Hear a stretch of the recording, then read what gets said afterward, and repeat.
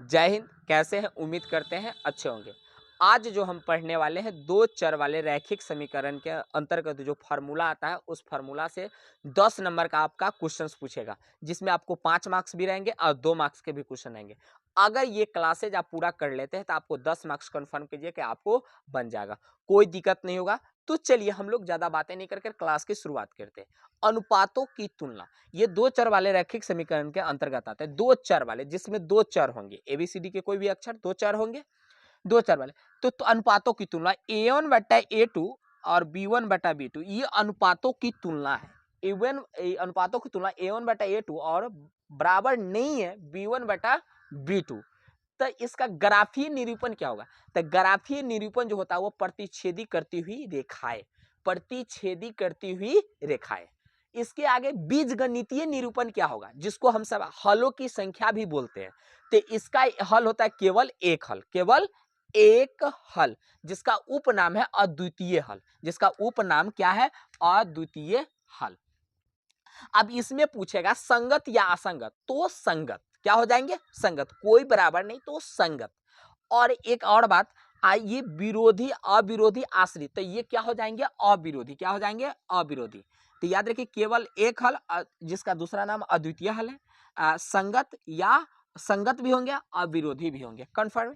अब इस पर एग्जाम्पल आपको कैसे क्वेश्चन पूछेंगे, तो मान लीजिए कि x माइनस 2y बराबर 0, 3x प्लस 4y माइनस 20 बराबर 0, ऐसे समीकरण दिए रहेंगे। और इसको आपको ऐसे में से भी पूछ सकते हैं और आपको सवाल पर भी पूछ सकते हैं। तो सवाल पर पूछेगा तो कैसे बनाइएगा? हम मान लीजिए कि यहाँ a1 लिख देंगे, x के पजरा वाला, तो एक a2 हो जाएगा नीचे वाले समीकरण में से 3 हो जाएगा x के पजरा में, और यहाँ पर b1 हो जाएगा y के पदना, तो -2, b2 जो हो जाएगा वह 4 हो जाएगा, और ऊपर का में c1 नहीं है तो 0, और निचका में c2 जो हो जाएगा वो -20 हो जाएगा। कोई दिक्कत है? हम अनुपातों की तुलना करें तो अनुपातों की तुलना a1 बटा a2 बराबर b1 बटा b2 बराबर c1 बटा c2, तुलना कीजिए।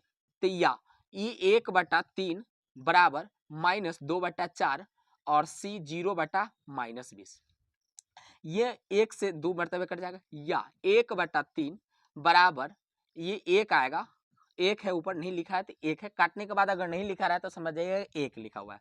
2 माइनस में -1/2, ये 0 बटा कुछ क्या हो जाएगा? 0, कोई किसी के बराबर नहीं है। तो ये कोई किसी के बराबर नहीं है, तो इसका पूछ देता है, कभी इस समीकरण को देकर ऐसा पूछ देगा कि इसका ग्राफीय निरूपण क्या होगा। तो ग्राफीय निरूपण क्या हो जाएगा? प्रतिच्छेदी करती हुई रेखाएं। इसका पूछेगा हलों की संख्या कितना होगा, तो एक हल। संगत की असंगत तो संगत, अविरोधी हो जाएगा इसका। कोई दिक्कत है? तो फर्स्ट वाले आपको याद हो गया, उम्मीद करते हैं आपको समझ में आ गया होगा, आ गया होगा। हम लोग दूसरा देखते हैं। दूसरा हम अनुपातों की तुलना को देखते हैं। दूसरा अनुपातों की तुलना है a1 बटा a2 बराबर b1 बटा b2 बराबर c1 बटा c2। तीनों अनुपातों की तुलना बराबर है। जब दो चर वाले रैखिक समीकरण के लिए, तो उसमें से इसका ग्राफीय निरूपण क्या होगा? संपाती रेखाएं। ग्राफीय निरूपण संपाती रेखाएं। बीजगणितीय निरूपण क्या होगा? बीजगणितीय निरूपण होगा अपरिमिति रूप से अनेक हल। अपरिमिति रूप से अनेक हल। ये भी क्या होंगे? संगत होंगे। सब बराबर तैयो संगत, और सब बराबर नहीं होगा तैयो संगत। जैसे इसमें कोई बराबर नहीं तब पर भी संगत, और इसमें सब बराबर है तब पर भी क्या होंगे? संगत होंगे। इसके बाद यह इसका आश्रित कहलाते, क्या कहलाएंगे? आश्रित। ठीक है, आश्रित कहलाएंगे। हम इसको एक समीकरण के माध्यम से समझते। एक समीकरण दिया रहेगा, उस पर 2 मार्क्स के भी क्वेश्चन पूछ देते हैं और ऑब्जेक्टिव भी पूछ देते हैं। तो देखिए, जब इसमें पूछेगा तो a1 कितना हो जाएगा? 2 हो जाएगा। a2 जो हो जाएगा वह दूसरे समीकरण में 4, b1 3, b2 जो हो जाएगा वह 6, c1 बराबर -9, c2 बराबर -18। अब क्या करेंगे? a1 बटा a2 बराबर b1 बटा b2 बराबर c1 बटा c2, तो ये हो जाएगा 2 बटा 4 बराबर 3 बटा 6 बराबर -9 बटा -18। ये माइनस माइनस प्लस हो जाएगा, ये कट जाएगा 2 मरतबे, ये भी कट जाएगा 2 मरतबे, और ये भी कट जाएगा 2 मरतबे। तो क्या हो जाएगा? 1/2 बराबर 1/2 बराबर 1/2, तीनों बराबर आया। अब इस समीकरण से देकर आपको पूछेगा इसका बताइए कि ग्राफीय निरूपण क्या होगा? तो संपाती रेखाएं। अगर इसका बीजगणितीय निरूपण क्या होगा? अपरिमिति रूप से अनेक हल। संगत या असंगत? तो संगत होगा। तीसरी बातें हम आगे देखते हैं। तीसरी अनुपातों की तुलना को देखते हैं। तीसरी अनुपातों की तुलना है A1 बटा A2 बराबर B1 बटा B2 और नहीं है बराबर C1 बटा C2 के। C1 बटा C2 को ग्राफीय निरूपण क्या होगा? तो इसका समांतर रेखा हो जाएगा। ग्राफीय निरूपण क्या होगा? समांतर रेखा हो जाएगा। इसके आगे बीजगणितीय निरूपण कोई हल नहीं होता है, कोई हल नहीं होता, एक भी हल नहीं होता है। उसको असंगत भी कहा जाता है। क्या है? असंगत।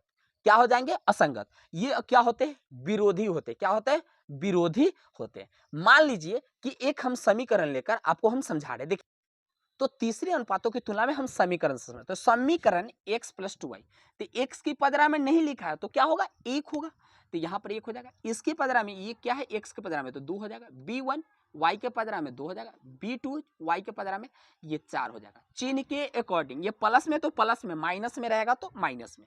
C1 हो जाएगा -4 और C2 हो जाएगा -12। तुलना करेंगे A1 बटा A2 बराबर B1 बटा B2 बराबर नहीं है C1 बटा C2। इसको तुलना करेंगे, आगे कंडीशन लिखेंगे, तो 1 बटा 2 बराबर 2 बटा 4 बराबर -4 बटा -12, माइनस माइनस प्लस 4 तिहाई 12, ये कट जाएगा 1 दूना 2, तो 1 बटा 2 बराबर 1 बटा 2 बराबर 1 बटा 3। देखिए 1 बटा 2 1 बटा 2 बराबर नहीं, 1 बटा 3 क्या बराबर है?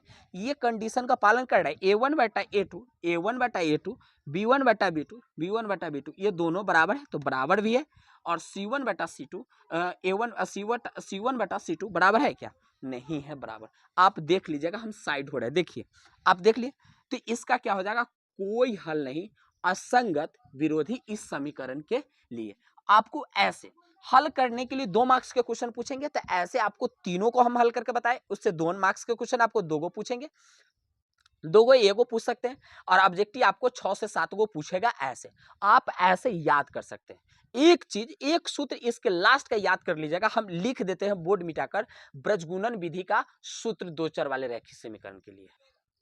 तो ब्रजगुणन विधि का जो हम सूत्र बोले, वो ब्रजगुणन विधि का सूत्र क्या होता है? x बराबर b1 c2 minus b2 c1 a1 b2 minus a2 b1, और y बराबर भी वही सेम होता है। y बराबर क्या सेम होता है? नीचे वाले सेम रहेगा, जो ऊपर वाले में नीचे सेम है, ऊपर बदल जाता है c1 a2 minus c2 a1 a1 b2 minus a2 b1।